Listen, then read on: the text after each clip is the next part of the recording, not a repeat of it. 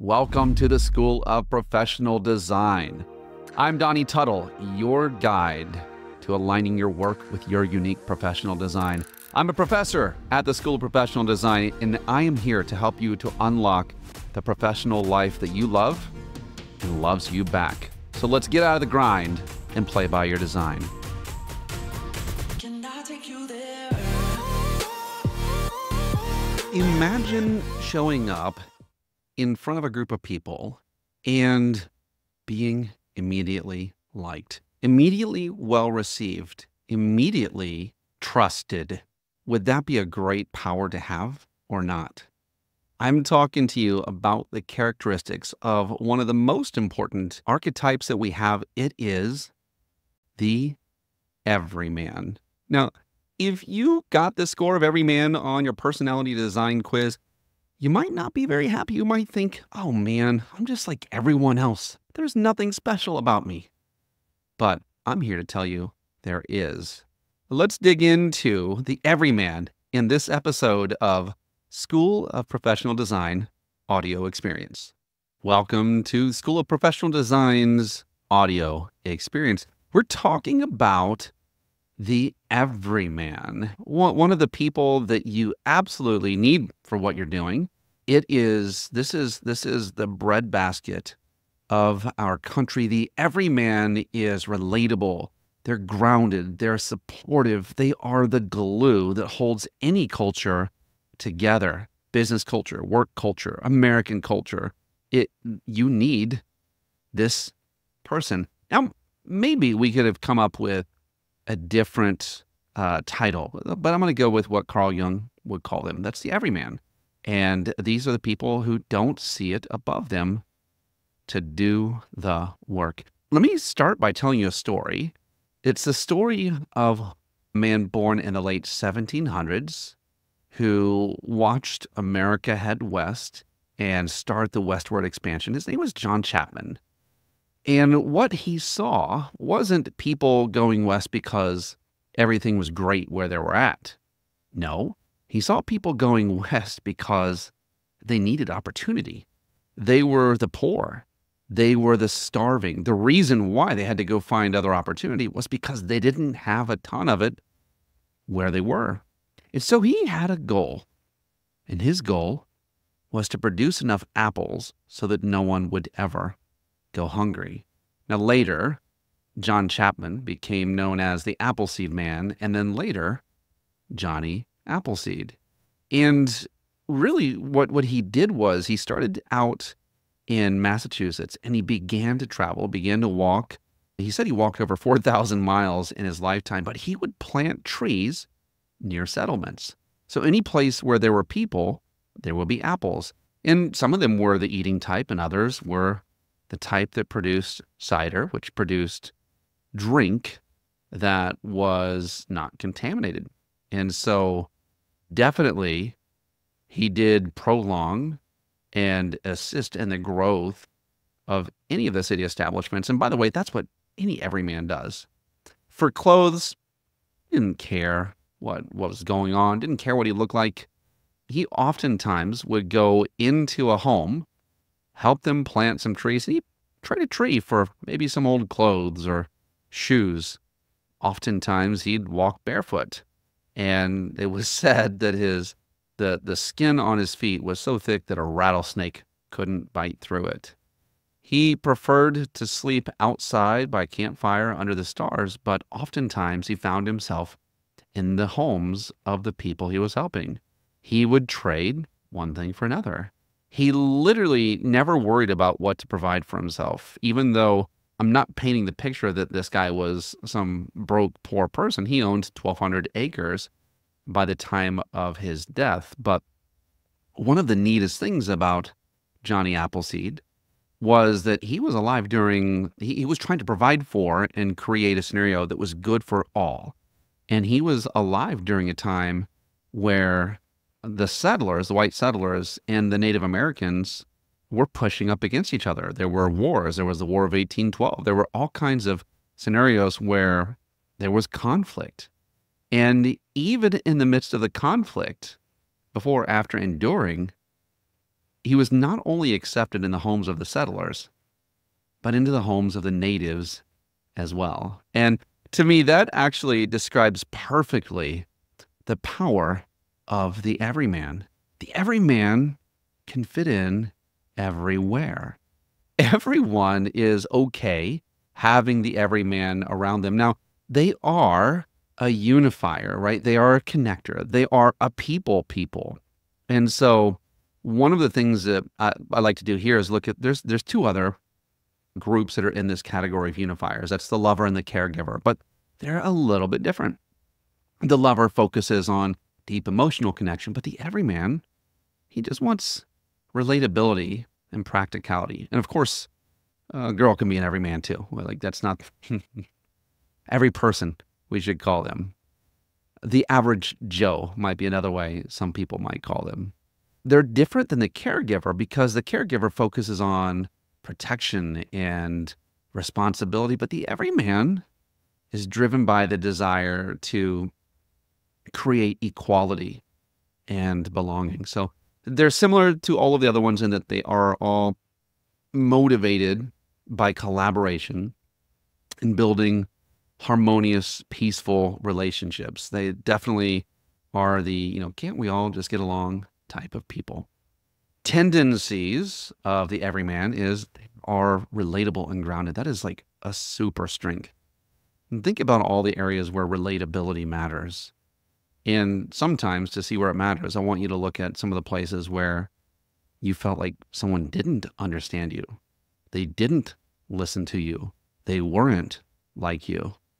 Well, odds are those people were not an everyman. An everyman is relatable and grounded.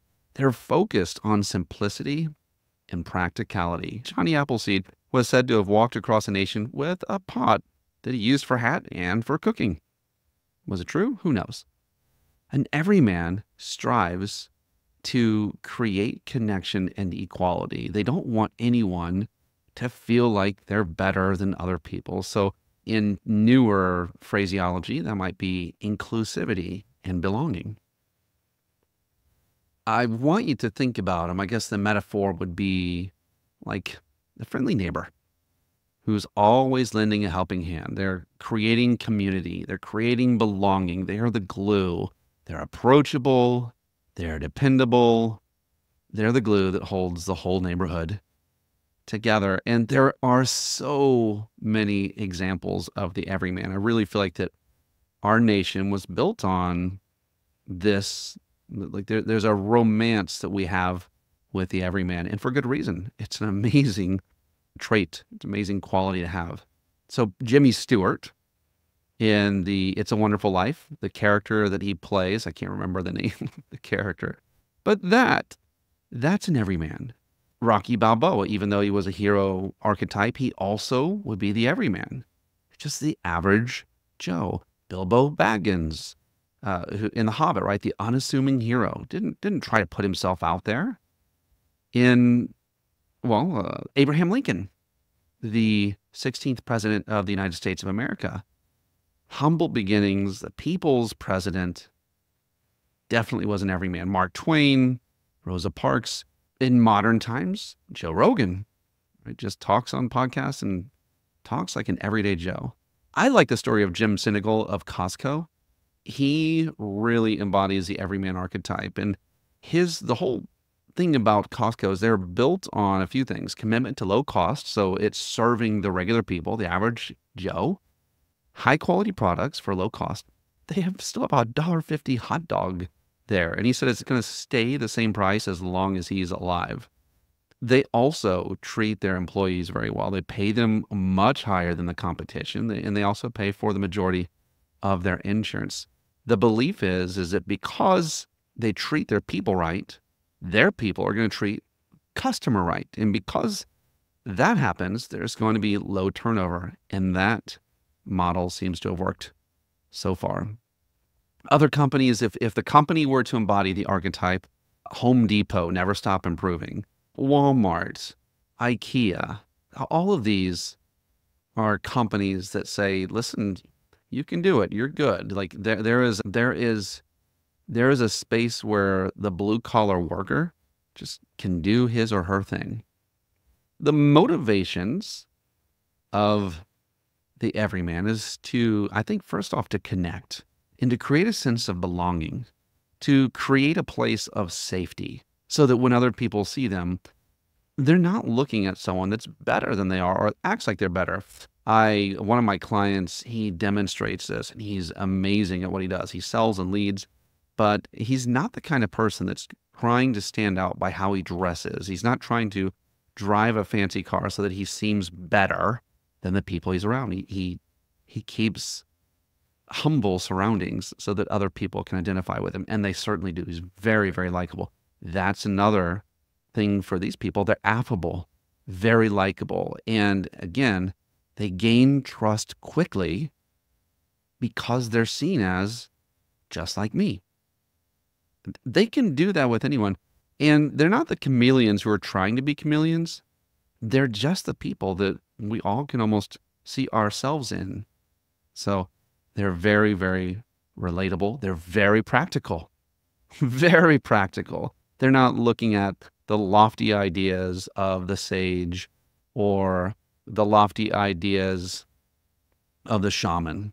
They are just practical, nuts and bolts. Again, fostering supportive, down-to-earth environment. That's the goal. They are the glue. Peace is a part of their goal as well. Their fears, well,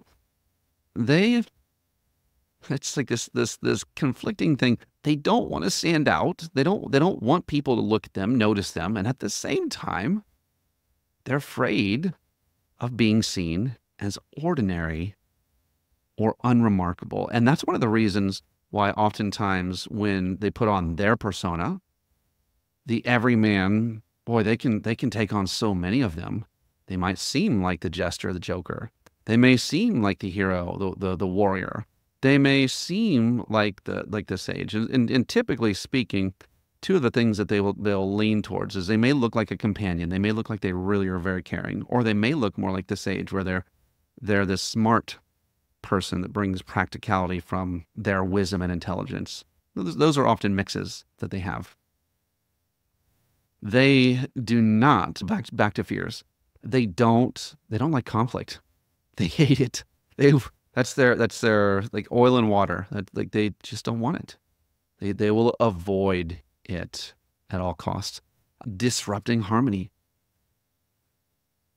Creating chaos. Oh gosh, they hate chaos. Simplicity is where they live. And that's one of the great things that they bring to so many of us. So again, strengths, approachability, reliability, they create a sense of community. They are the glue. These are the people that we all just feel comfortable being around. We know they got our back. They're down to earth. They're problem solvers. Their heads aren't in the clouds. Boy, their hands are probably on a keyboard or on a hammer, and their feet are firmly planted on the ground. Some of the weaknesses and blind spots that you may have. So if this is you, I'm talking to you directly. Some of the things that you might have in your life, you might be resistant to change, preferring status quo. And that's very, very common, because think about it. The everyman thrives on predictability, on creating relatability. And that's through these unseen, unspoken rules. And when it changes, it threatens your place in this peaceful order. So change and just that desire for status quo, that you can avoid standing out.